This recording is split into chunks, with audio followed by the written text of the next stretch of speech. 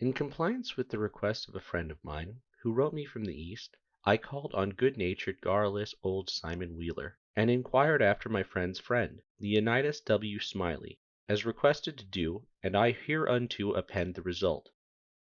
I have a lurking suspicion that Leonidas W. Smiley is a myth, and that my friend never knew such a personage, and that he only conjectured that if I asked old Wheeler about him it would remind him of his infamous Jim Smiley, and he would go to work and bore me to death with some exasperating reminiscence of him as long and as tedious as it should be useless to me. If that was the design, it succeeded. I found Simon Wheeler dozing comfortably by the barroom stove of the dilapidated tavern in the decayed mining camp of Angels, and I noticed that he was fat and bald-headed, and had an expression of winning gentleness and simplicity upon his tranquil countenance. He roused up and gave me good day. I told him a friend had commissioned me to make some inquiries about a cherished companion of his boyhood, named Leonidas W. Smiley, Reverend Leonidas W. Smiley, a young minister of the gospel, who he had heard was at one time a resident of Angel's Camp. I added that if Mr. Wheeler could tell me anything about this Reverend Leonidas W. Smiley, I would feel under many obligations to him. Simon Wheeler backed me into a corner and blockaded me there with his chair, and then sat down and reeled off the monotonous narrative which follows this paragraph. He never smiled, he never frowned, he never changed his voice from the gentle flowing key to which he tuned his initial sentence. He never betrayed the slightest suspicion of enthusiasm. But all through the interminable narrative there ran a vein of impressive earnestness and sincerity, which showed me plainly that, so far from his imagining that there was anything ridiculous or funny about his story, he regarded it as a really important matter, and admired its two heroes as men of transcendent genius in finesse. I let him go on in his own way, and never interrupted him once. Reverend Leonidas W. Well, there was a feller here once by the name of Jim Smiley. In the winter of '49, or maybe it was the spring of '50. I don't recollect exactly. Somehow, though, what makes me think it was one of the others is because I remember the big flume warn't finished when he first came to the camp. But anyway, he was the curiousest man about, always betting on anything that turned up you ever see, if he could get anybody to bet on the other side, and if he couldn't, he'd change sides. Anyway, that suited the other man would suit him. Anyway, just so he's got a bet, he was satisfied. But still he was lucky. Uncommon lucky. He most always come out winner. He was always ready and laying for a chance.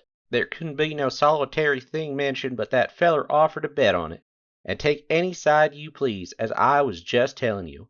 If there was a horse race, you'd find him flush or you'd find him busted at the end of it. If there was a dog fight, he'd bet on it. If there was a cat fight, he'd bet on it. If there was a chicken fight, he'd bet on it. Why, if there was two birds setting on a fence, he would bet you which one would fly first. Or if there was a camp meeting, he would be there reg'lar to bet on Parson Walker, which he judged to be the best exhorter about here, and he was and a good man. If he even see a straddle bug start to go anywhere, he would bet you how long it would take him to get to wherever he was going to, and if you took him up, he would follow that straddle bug to Mexico, but what he wouldn't find out where he was bound for and how long he was on the road. Lots of the boys here have seen that Smiley and can tell you about him. Why, it never made no difference to him. He'd bet on anything.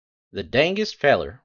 Parson Walker's wife laid very sick once for a good while, and it seemed as if they weren't going to save her. But one morning he come in, and Smiley up and asked him how she was, and he said she was considerable better. Thank the Lord for his infinite mercy, and coming on so smart that with the blessing of Providence she'd be well yet. And Smiley, before he thought, says, "Well, I'll risk 2.5 she don't anyway."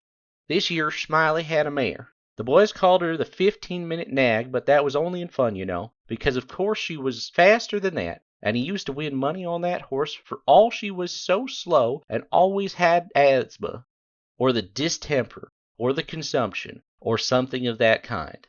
They used to give her 200 or 300-yard start and then pass her underway, but always at the end of the race she'd get excited and desperate like, and come cavorting and straddling up, and scattering her legs around limber, sometimes in the air and sometimes out to one side amongst the fences, and kicking up more dust and raising more racket, with her coughing and sneezing and blowing her nose, and always fetch up at the stand just about a neck ahead, as near as you could cipher it down. And he had a little small bull pup that to look at him you'd think he weren't worth a cent but to set around and look ornery and lay for a chance to steal something. But as soon as the money was up on him he was a different dog. His underjaw began to stick out like the forecastle of a steamboat, and his teeth would uncover and shine like the furnaces. And a dog might tackle him and a bully rag him and bite him and throw him over his shoulder 2 or 3 times, and Andrew Jackson, which was the name of the pup, Andrew Jackson would never let on but what he was satisfied and hadn't expected nothing else, and the bets being doubled and doubled on the other side all the time, till the money was all up, and then all of a sudden he would grab the other dog just by the jint of the hind leg and freeze to it. Not chaw, you understand, but only just grip and hang on till they throwed up the sponge. If it was a year, Smiley always come out winner on that pup, till he harnessed a dog once that didn't have no hind legs, because they'd been sawed off in a circular saw, and when the thing had gone along far enough, and the money was all up, and he come to make a snatch for his pet Holt, he see in a minute how he'd been imposed on, and how the other dog had him in the door, so to speak, and he peered surprised, and then he looked sorter discouraged like, and didn't try no more to win the fight. And so he got shucked out bad.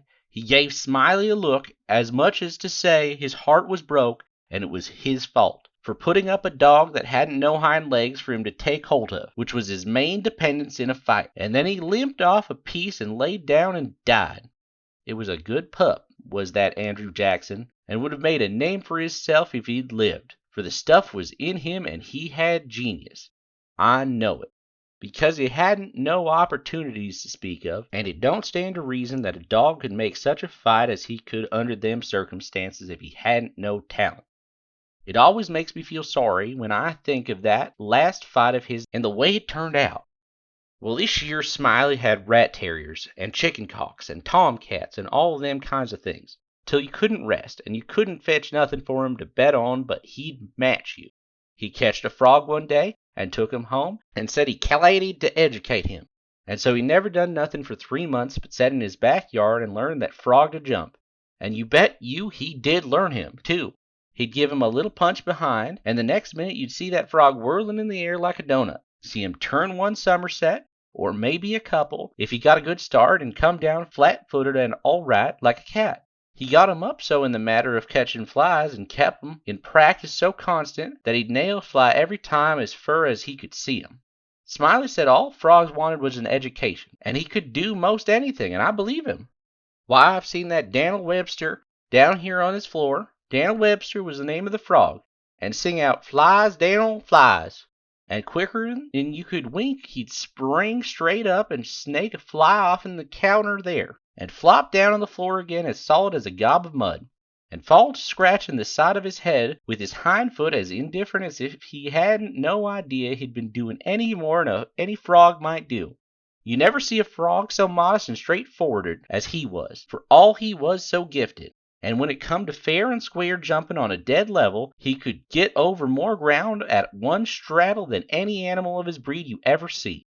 Jumping on a dead level was his strong suit, you understand, and when it come to that, Smiley would ante up money on him as long as he had a red. Smiley was a monstrous proud of his frog, and well he might be, for fellers that had traveled and been everywheres all said he laid over any frog that ever they see. Well, Smiley kept the beast in a little box, and he used to fetch him downtown sometimes and lay out for a bet. One day a feller, a stranger in the camp he was, come across him with his box and says, "What might be that you got in the box?" And Smiley said, sorta indifferent like, "It might be a parrot, or it might be a canary. Maybe, but it ain't. It's only just a frog."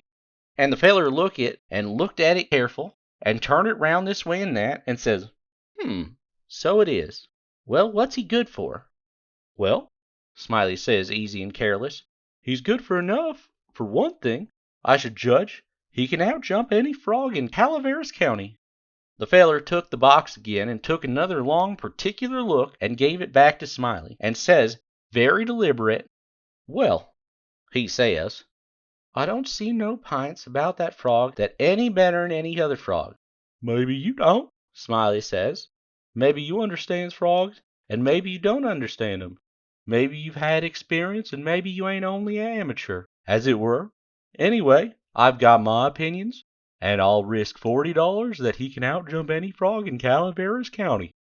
And the feller studied a minute, and then says, kinder sad like, well, I'm only a stranger here, and I ain't got no frog, but if I had a frog, I'd bet you. And then Smiley says, well, that's all right. That's all right. If you hold my box a minute, I'll go and get you a frog. And so the feller took the box and put up his $40 along with Smiley's and sat down to wait. So he sat there a good while thinking and thinking to himself, and then he got the frog out and prized his mouth open and took a teaspoon and filled him full of quail shot. Filled him pretty near up to his chin and set him on the floor. Smiley he went to the swamp and slopped around in the mud for a long time, and finally he catched a frog and fetched him in and gave him to this feller and says, now if you're ready, set him alongside of Daniel, with his forepaws just even with Daniel's, and I'll give the word. Then he says, 1, 2, 3, get! And him and the feller touched up the frogs from behind, and the new frog hopped off lively, but Daniel gave a heave and hissed it up to his shoulders so, like a Frenchman, but it warn't no use, he couldn't budge. He was planted as solid as a church, and he couldn't no more stir that if he was anchored out. Smiley was a good deal surprised, and he was disgusted too, but didn't have any idea what the matter was, of course. The feller took the money and started away, and when he was going out at the door, he sorta jerked his thumb over his shoulder so it Daniel says again, very deliberate, well, he says, I don't see no points about that frog that any better'n any other frog. Smiley he stood scratching his head and looking down at Daniel a long time, and at last says, I do wonder what in the nation that frog throwed off for. I wonder if there ain't something the matter with him. He appears to look mighty baggy somehow. And he catched Daniel up by the nape of the neck and hefted him and says, why blame any cats if he don't weigh 5 pounds? And then turned upside down and he belched out a double handful of shot. And then he see how it was, and he was maddest mad. He set the frog down and took after the feller, but he never catched him. And here Simon Wheeler heard his name called from the front yard, and got up to see what was wanted. And turning to me as he moved away, he said, just sit where you are, stranger, and rest easy. I ain't going to be a second. But by your leave, I did not think that a continuation of the history of the enterprising vagabond Jim Smiley would be likely to afford me much information concerning the Reverend Leonidas W. Smiley, and so I started away.